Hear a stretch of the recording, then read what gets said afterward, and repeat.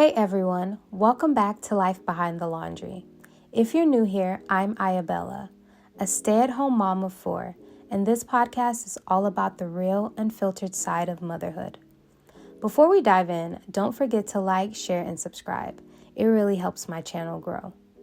And if you know any moms or anyone else who might relate to this, please share this episode with them.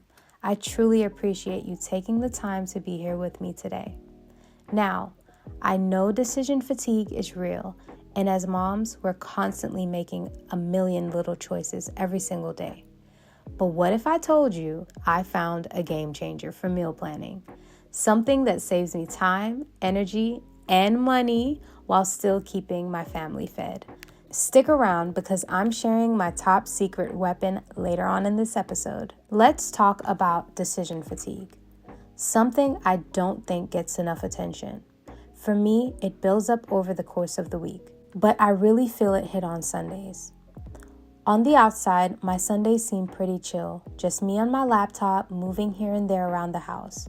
But in reality, I'm juggling meal planning, checking the budget, handling our homestead needs, setting up my toddler's curriculum for the week, updating our family calendars, planning social media content, making sure the laundry's done, and organizing school outfits for the week. It might not look physically demanding, but by the time Sunday rolls around, I'm mentally done. And don't even get me started on Fridays. By then, I feel like I've ran a marathon. That's usually when I call a fend for yourself night, which sometimes roll into Saturdays too. When I don't check my fatigue, it shows up in my mood. I get irritated and grumpy real quick. That's when I know I need to step back, give myself 30 minutes of quiet, and reset. One thing that's helped me lighten my load is delegation. Now, let me be honest here. This was a tough one for me. I used to believe I can do it faster myself, or they won't do it right, so I won't let them do it at all. But I've had to accept that even if something isn't done perfectly, it's still off my plate. A big breakthrough for me was cleaning my kids' bathrooms. I have 3 boys and 1 girl, and let me just say, the boys are gross. I used to put off cleaning that bathroom until the end of the week, dreading the hour-long deep clean. Then I had a bold, brave idea. Put it on the older kids' chore list. Now they wipe down the sink and toilet every night as part of their evening chores. Is it spotless?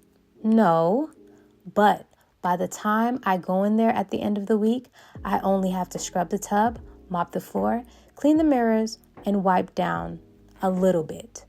What used to take me an hour now takes me 25 minutes, and I don't dread it nearly as much. Letting go of the mindset that I can do it better has really been a game changer for me. They're learning life skills, and honestly, the more they practice, the better they'll get.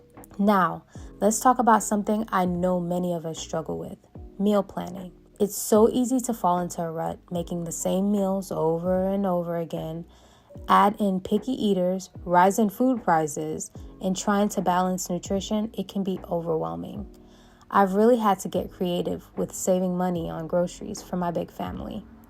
One of the best things I've done is buying eggs in bulk from local farmers and preserving them using water glassing.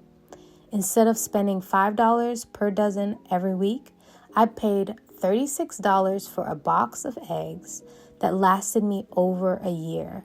Right now, I have about a dozen left, and it saved us so much money. And when I hit burnout, my recovery plan is full-on couch potato mode. No decisions and no cooking. I always make big meals, so there's always leftovers. And my oldest, I taught him how to use the microwave. If I need a break, I call a fend for yourself night. And let me tell you, it helps so much. A lot of people think being a stay-at-home mom is easy because you're home all day. But the truth is, this job never stops. When you work outside the home, you can clock out.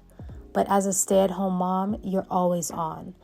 I've worked jobs in logistics in the military, as a secretary at a dealership, as a hairstylist, and in the chemical plants doing instrumentation and scaffold building. And let me tell you, being home with these kids is the hardest job I've ever had.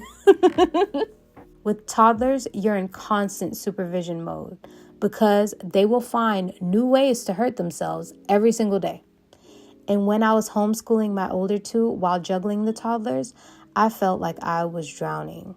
That's why I eventually sent them back to school. I needed to come up for air. If I can tell my past self one thing, it would be this. Schedule me time like you schedule doctor's appointments. Your needs matter too. And that leads me to my golden nugget of the week, ChatGPT. If you've made it this far, first of all, thank you. You're my kind of people. And please drop a heart emoji down in the comments if you're still here. Now, let me put you on to something that has changed my life. I started using ChatGPT for meal planning, and it has saved me so much time and stress. I just tell ChatGPT what ingredients I need to use, our dietary restrictions, which is no pork, my budget, and boom, it gives me a full meal plan with a grocery list. If there's something my kids won't eat, I can tweak it. But overall, it takes the stress completely out of meal planning. I actually recorded a YouTube tutorial on exactly how I use it, and I'll link it in the description of this podcast. So if you want to make meal planning easier, check it out. I hope this episode helped you feel seen, because if you struggle with decision fatigue, you are not alone. If this resonates with you, please like, share, and subscribe. It truly helps my channel. And don't forget to check out my YouTube short tutorial on how I plan my meals using ChatGPT. It'll be linked below. Thank you for spending this time with me, and I'll see you next time on Life Behind the Laundry.